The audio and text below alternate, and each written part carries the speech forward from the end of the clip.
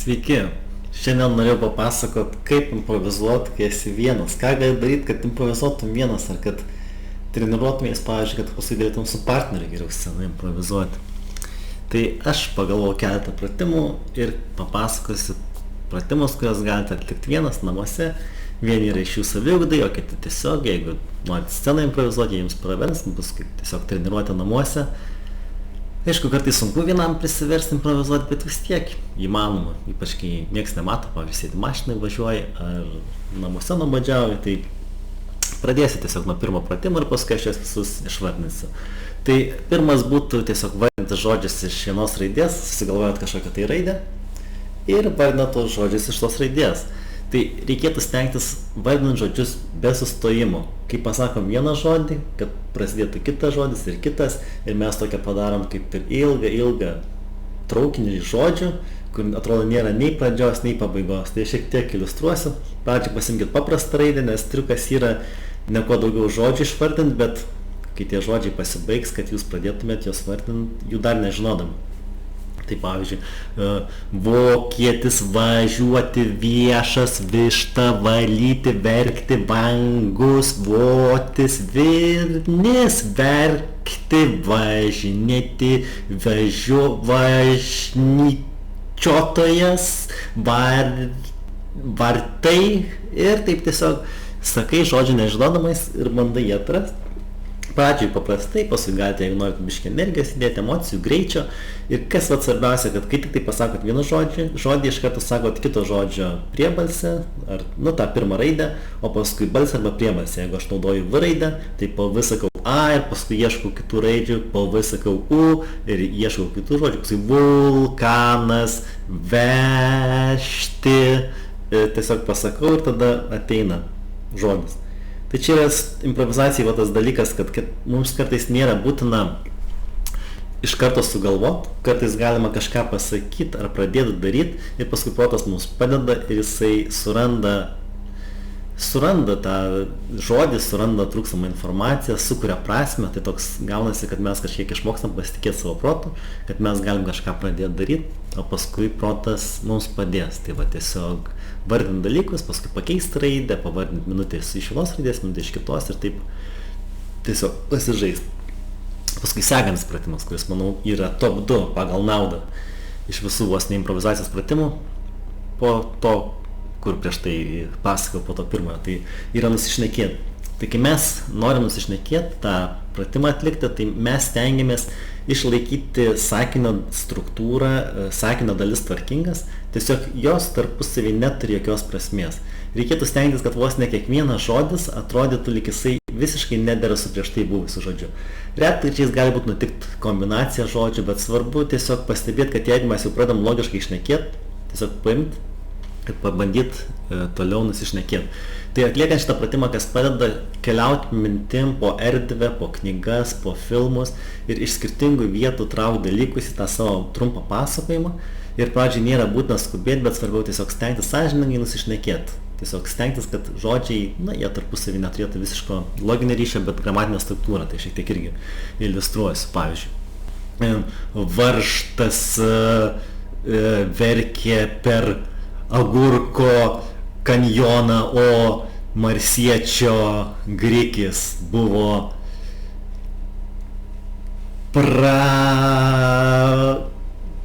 pražiūrėtas per radiatorių krikštynas, kurios su žaliakalnio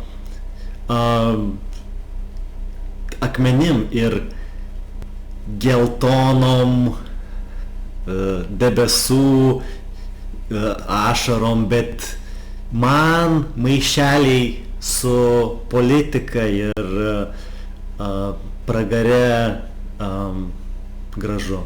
Tiesiog kažką lipdot ir stengiatės protu šokinėti, gaunas tokia nerišli, bet lyg ir primenanti istoriją kalba. Tai palaiminsit tokį gebėjimą, kad kai mes improvizuojam ar atliekam situaciją, ir netgi gyvenime, kai yra problema, mes sugebam paimti dalykus iš skirtingų erdvių, iš skirtingų plotmių. Pavyzdžiui, jeigu aš išeinu į sceną ir partneris groja pianinu, dar nereiškia man iš karto, kad čia yra kažkoksai tai salė, kad čia koncertas ar ką, jisai galbūt groja ant paplūdimio, kol dar nėra pasakyta, tai gali būti bet kas.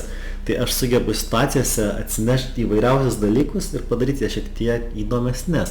Jeigu žmogus sėdi, taip rankas laiko scenoje, aš ateinu, tai dar nereiškia, kad jisai vairuoja.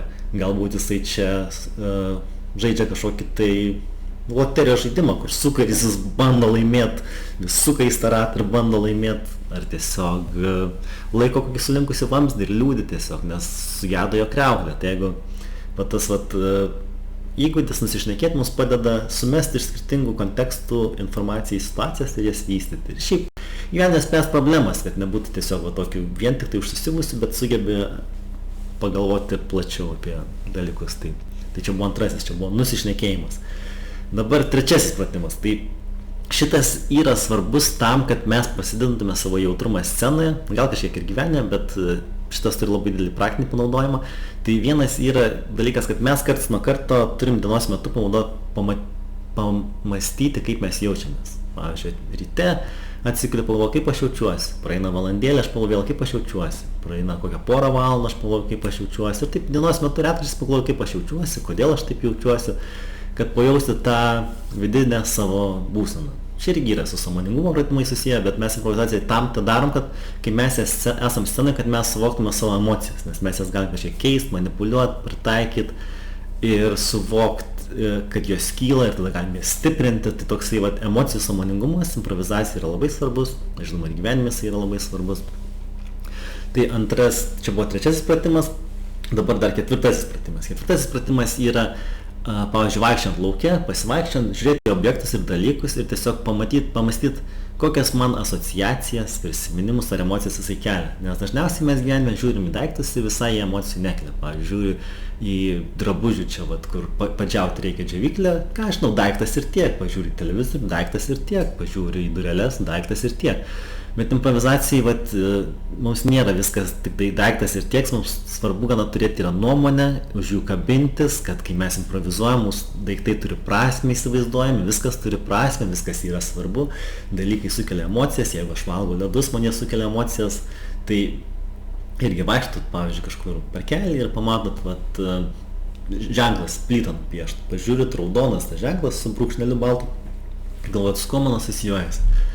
Man kažkaip atrodo, irgi taip įsivaizduoju dabar mintyse, su kuo ta plyta asocijuotųsi, tai turbūt, kad negalima, bet kartu ir nėra taip, kad griežtai negalima, esu kažkada paslapčia pravažiavęs, bet toks, ir gražus visai ženklas, toks tai sukelia man tokias emocijas kaip ir mažą pavojų, intrigą ir toks lyg tu negali, tai kažką tokius pamastymus daryti, pavyzdžiui, einat, pamatot padangą guli vidurio miške, tokia kaip visiškai nedera ir tada galim pagalvoti, su kuo man ta padanga asocijuojasi. Gal man asocijuojasi su kokiu vargu, netvarka, žinot. Gal kažkada apleistam name buvo, tokia liūdesys ir niūrumas ateina žiūrint į padangą.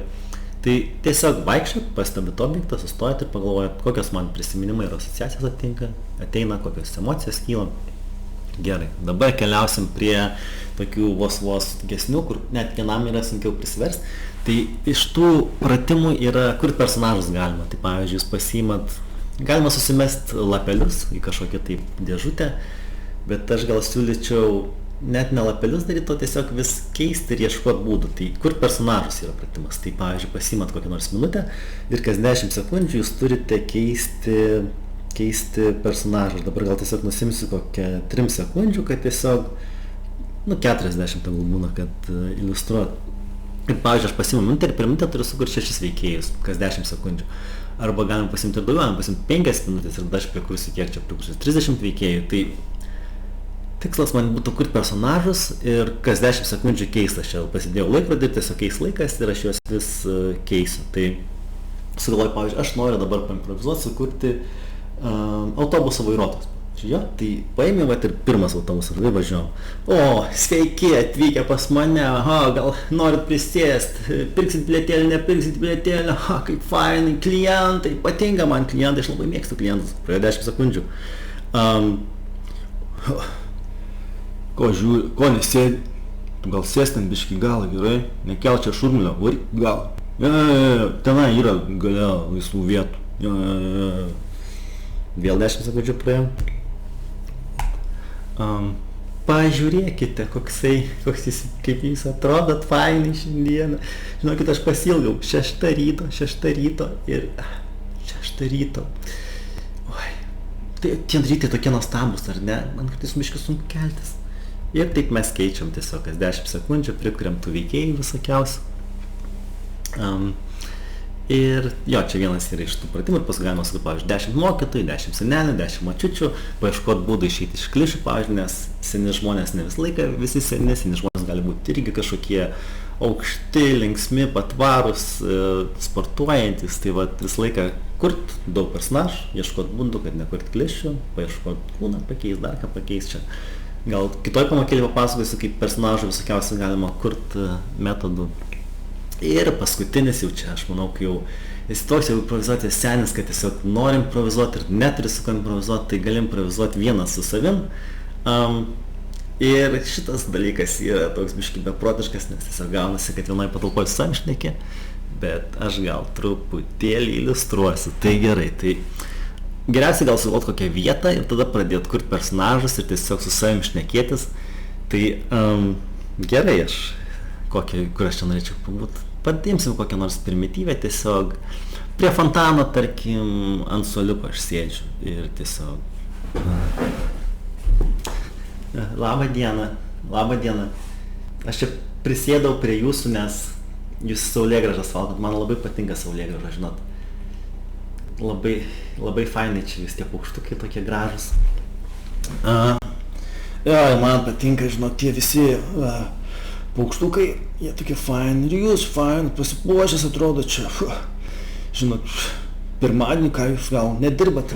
Ai, tai žinokit, mane čia išmetė, pagavo mane darbe, kad aš tenais, toksai, nešiausi daiktus namo visokius tenais buvau, pasivogiau, aš, žinot, autoservisas, visko prisivogiau.